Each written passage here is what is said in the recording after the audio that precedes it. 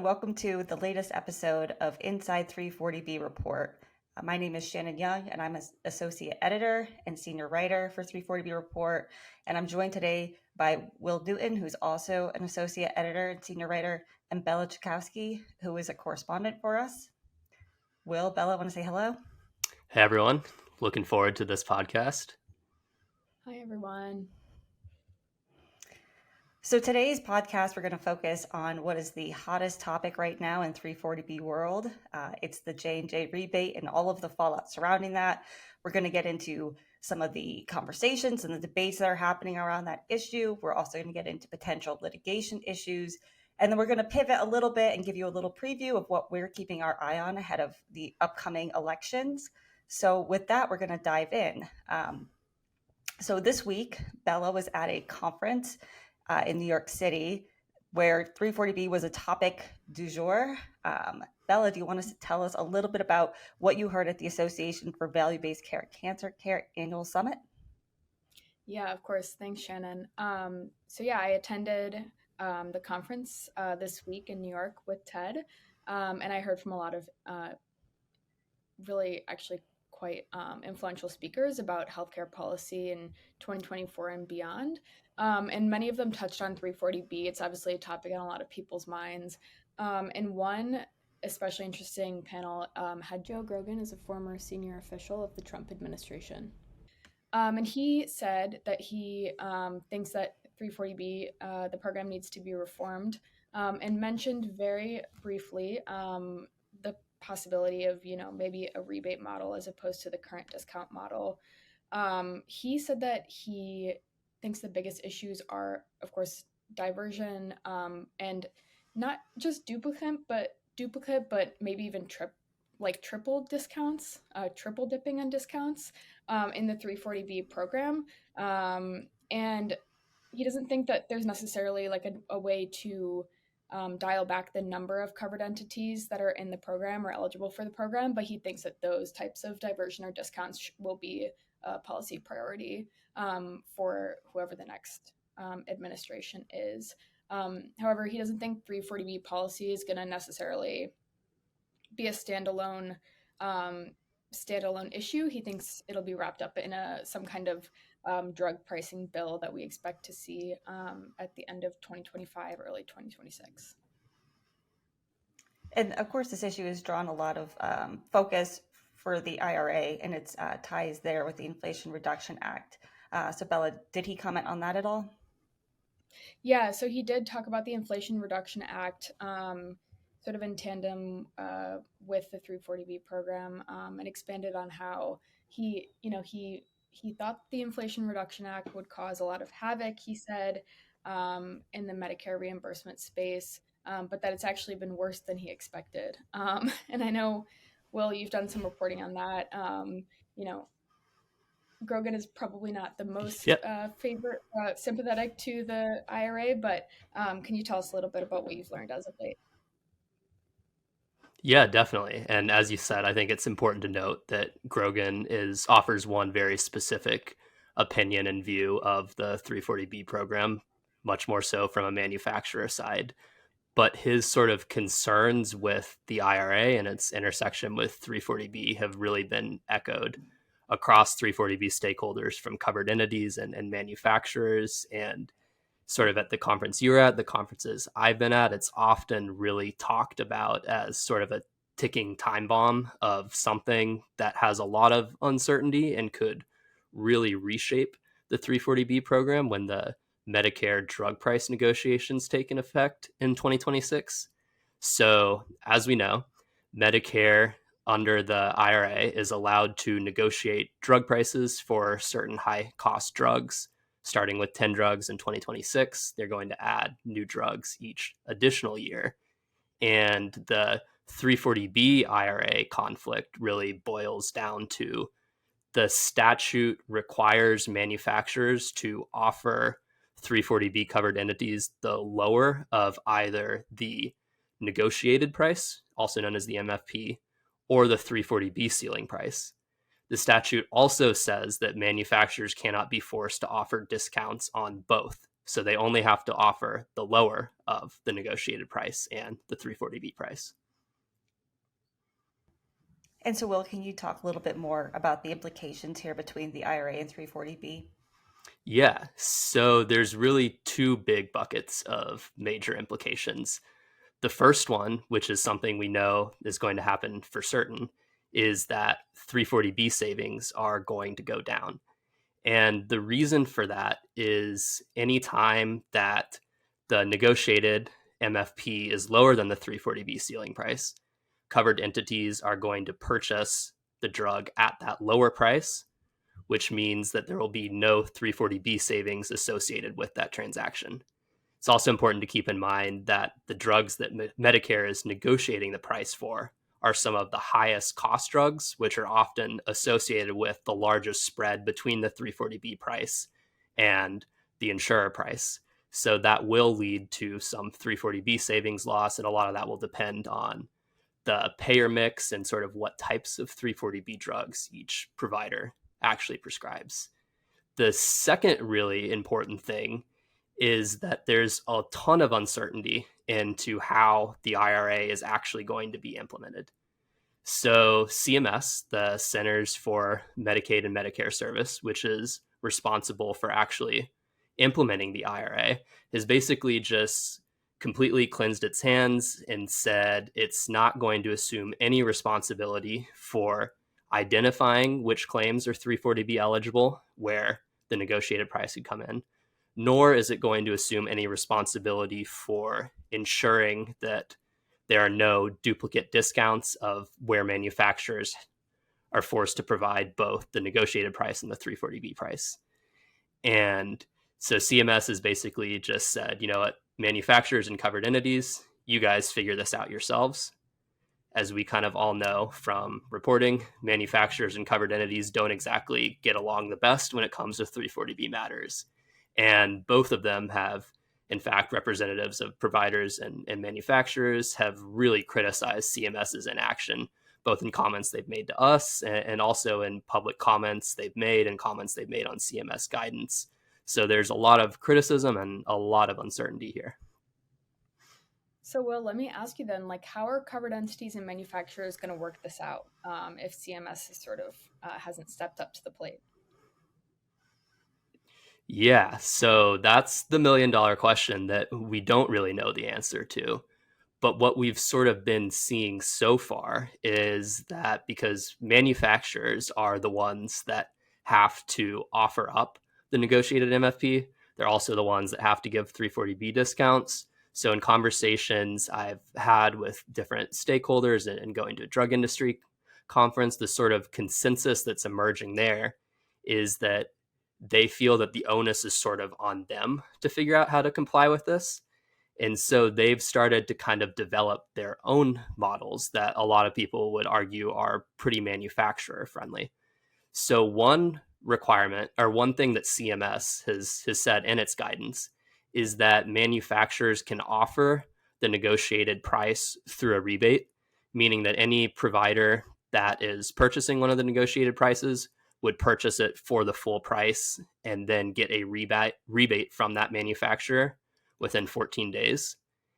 And so what manufacturers are starting to sort of say and think right now is that, well, we're allowed to give a rebate for the negotiated manufactured or MFP. We also have the responsibility of figuring out which claims are 340B eligible and preventing duplicate discounts. So therefore, we should just go ahead and make 340B a rebate too. Of course, that's only one side of this. And as we talked about a lot during our previous podcast and in a lot of our coverage, that covered entities are very strongly opposed to this. A huge bipartisan group of House members are very opposed to the idea of 340B as a rebate. And HRSA, the Health Resources and Service Administration, which is the federal agency that oversees 340B, is also very opposed to this and has said that, you know, no rebate is allowed without the agency's authority. We saw this with J&J. They basically forced J&J to drop its rebate proposal. And so this IRA does say that manufacturers are still obligated to fully comply with the 340B statute.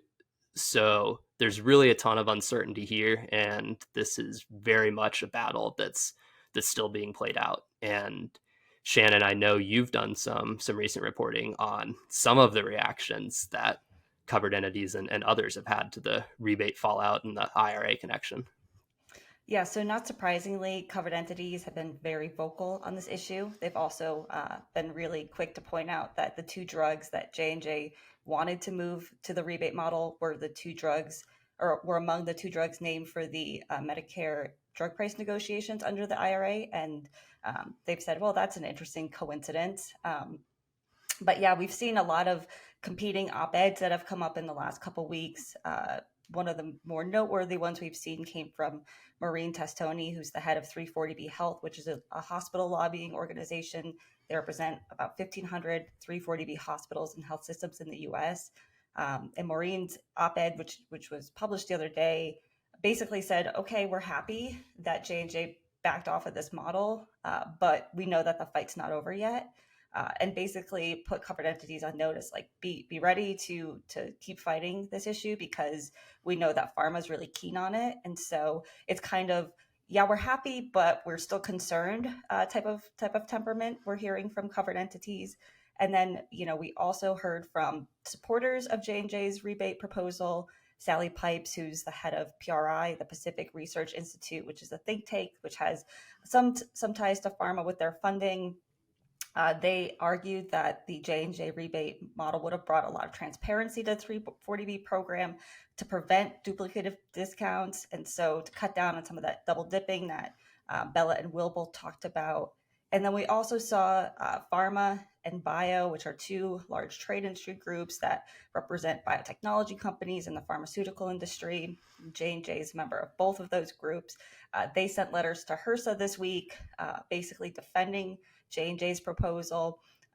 Will, do you want to talk a little bit more about what was in those letters? Yeah, definitely.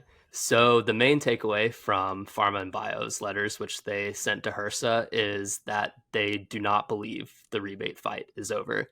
So as we discussed in our last podcast, J&J said they were going to forego implementation of its rebate pending resolution of issues with HRSA. And when they told HRSA they were dropping the rebate, they very much made clear they think that it's fully legal and necessary to bring transparency to the program. And they also made clear that they thought HRSA's threats of enforcement were illegal.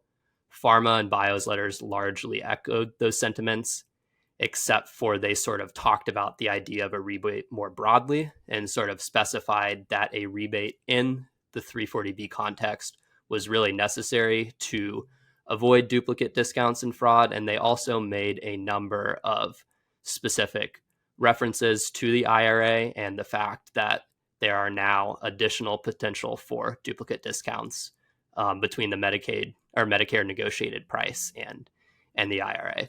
And so I think it's very important, as you said, to think about these letters and see where the drug industry is at. And also, again, to keep in mind that a lot of other groups have a lot of very different opinions, and there's a lot of bipartisan support, at least in the House, for keeping the 340B program as an upfront discount, which a lot of lawmakers have argued is really the only way that the 340B program can fulfill its intended purpose of spreading scarce resources for hospitals and clinics.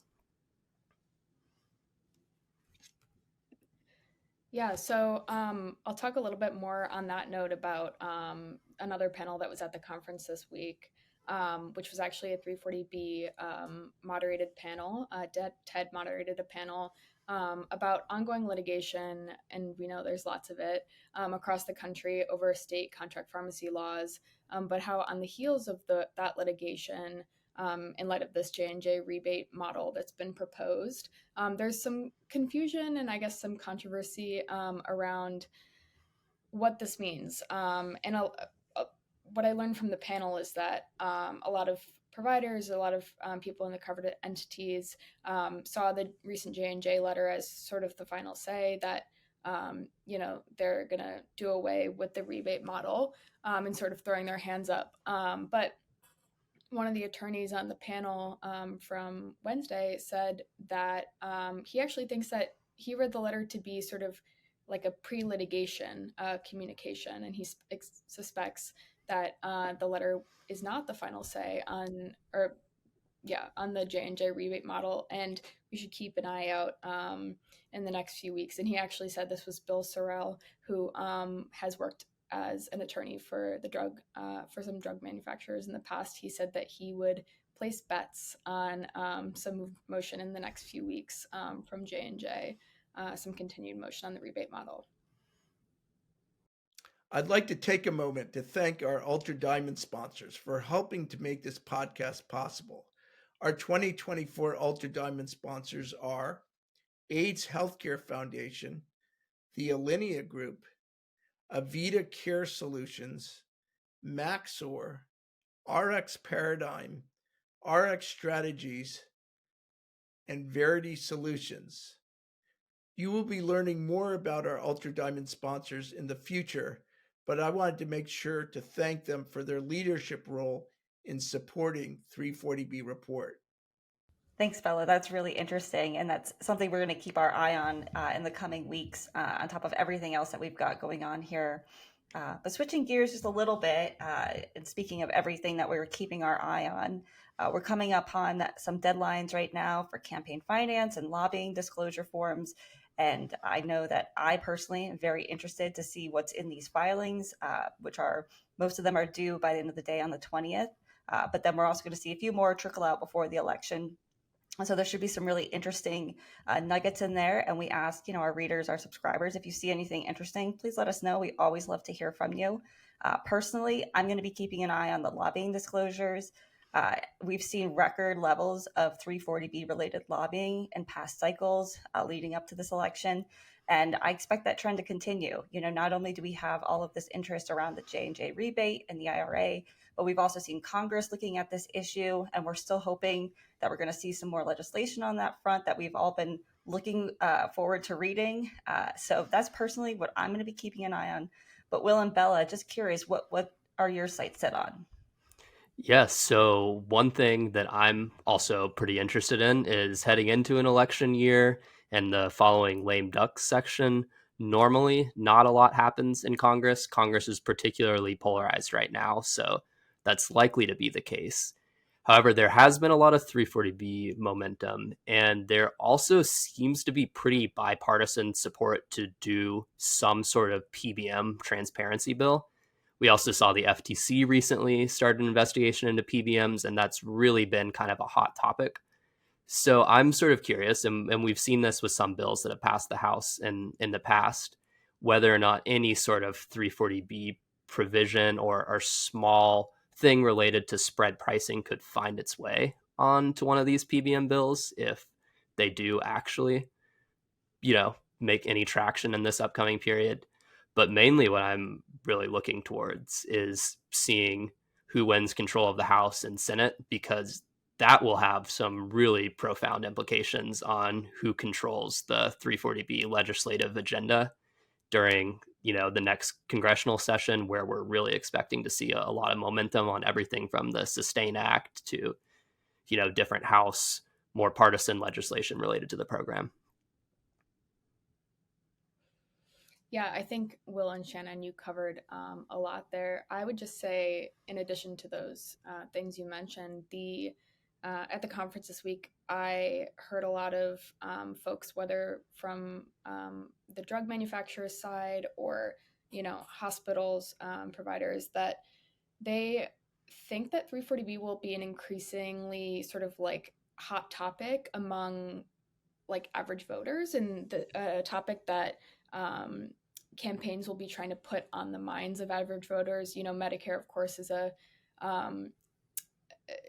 very like sort of contentious issue that a lot of people can relate to and have opinions on one way or the other. 340B, a lot of people haven't heard of, but are impacted by. And so there was a concerted effort, it seems, to educate people about 340B and sort of the various policies that are on the table in 2024 and 2025 and beyond.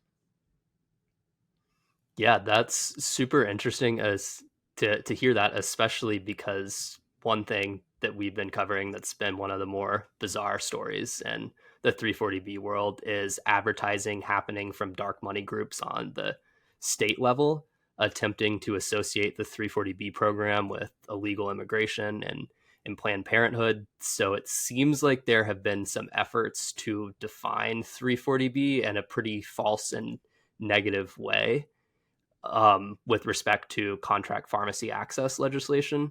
So given that these high profile people talked about 340B becoming a more household topic, I'd be super interesting to see sort of who wins this fight to define in the public's eye a relatively unknown topic that's super important to the overall US healthcare system. Yeah, Great. definitely. And it's something that, again, we're all going to keep our eye on.